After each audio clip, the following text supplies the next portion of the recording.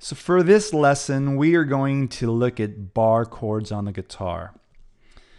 The first thing I want you to know about bar chords is there are many different types. There's many types of bar chords. However, there are two types that are the most common by far. They're the easiest to play as well. And those two types are what's called the E form bar chord or the A form. And you'll understand why it's called this in a second. But those two are the most common. In this video, we're just going to look at one of these. So we'll look at the first one, the E form bar chord. E form. All right, so here's why it's called the E form. Because the E form bar chord is based off of the E major chord that is played on the guitar. So this is a real common chord that you would learn on the guitar. Now, what's misleading about visualizing this E chord is typically you just look at these three fretted notes here. That's what you visualize. But what you need to do is change that, and whenever you see an E chord, you need to visualize these three notes that are not fretted, but they are played with open strings. So this is the full pattern of an E major chord or an E form chord. Okay? And so what bar chords do is they take an open position chord and they just move it up and down the neck, because remember, chords have two pieces of information. One is the location, which the location describes, the letter E major, A major, G major, B flat major. It's all location. And the second is type. And that's major, minor, diminished, dominant, minor 7. So that describes type. Well, what the bar chords do is they play a type of chord in the open position, and then they move the location by moving it up and down the neck. So let me show you what I mean by that. I have to erase these to put up another neck here so you can visually see what's going on. So I'm going to put up an image with two necks now. So let's say, okay, here, let me put this down. This is an E major chord, open. So let's say I want to keep it a major chord, but I want to move it up the neck. And let's say I wanted to move it up the neck 3 frets. So 3 pitches higher, the entire chord. So this is all I would do. You see this note right here is here. I'm going to move that up 3 frets. 1, 2, 3. I'll put it there. I'm going to do the same thing with this note. Here, 1, 2, 3. This note starts 1 fret lower, which is here. I'm going to move that up 3. 1, 2, 3. And what's really important is every note gets moved up equally, the same amount of steps. It's basic counting. I've moved all 3 of these fretted notes up 3 steps from where they were. So if I were to play this on the guitar, it would sound absolutely horrible, because what you forgot, because you didn't see it, are these 3 open notes. I would have to move those 3 up equally as well. So here we go. From the open string, 1, 2, 3. So I would fret there. Same thing with this B string, 1, 2, 3. And then this open E string, 1, 2, 3. Now, if you've done that, this looks exactly the same as this. So therefore, since the shape is the same, the type of chord, the major chord, remains the same.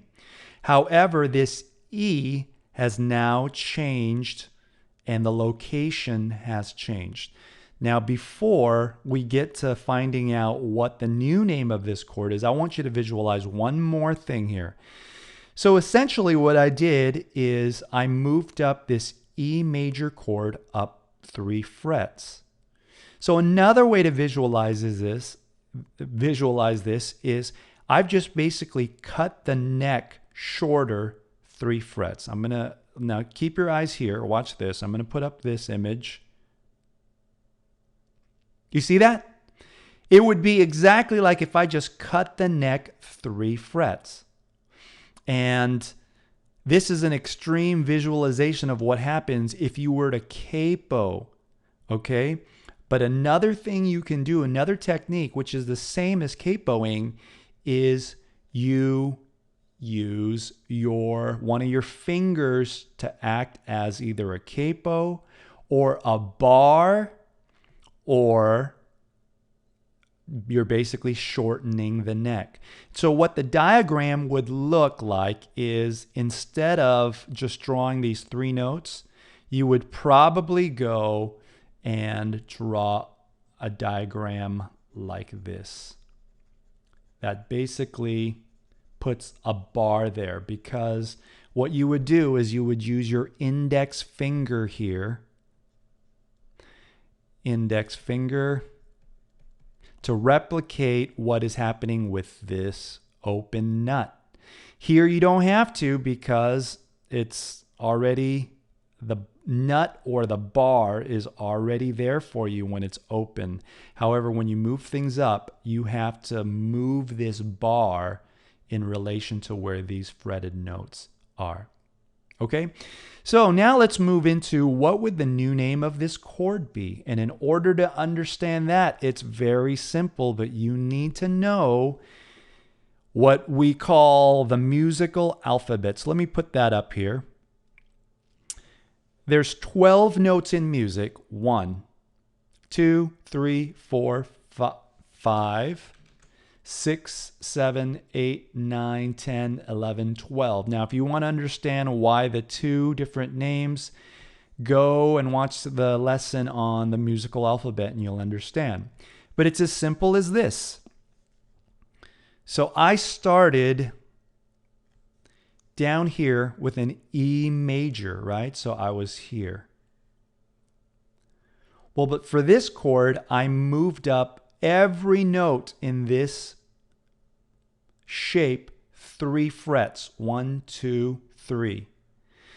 And it's completely the same when you're using the musical alphabet. So from E, if you moved up 3 frets, that would equate to 3 steps. So you would go 1, 2, 3. So the new location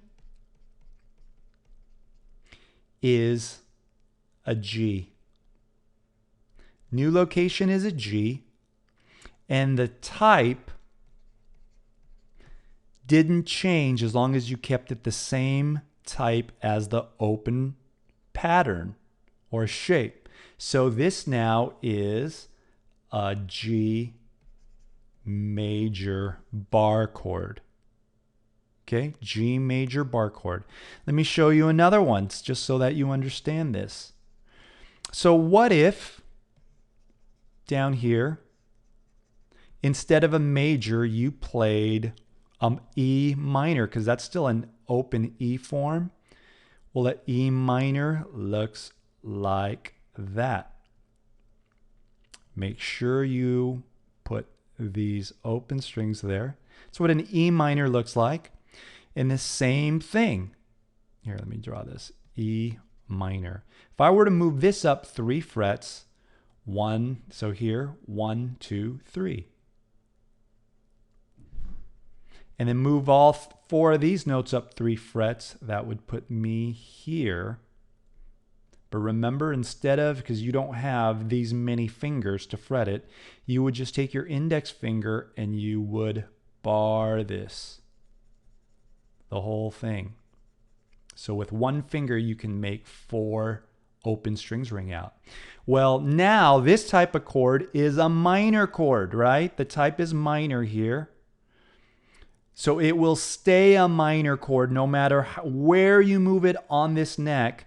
What will change is this, the location. So now you moved up 3 steps. Once again, this is now a G minor.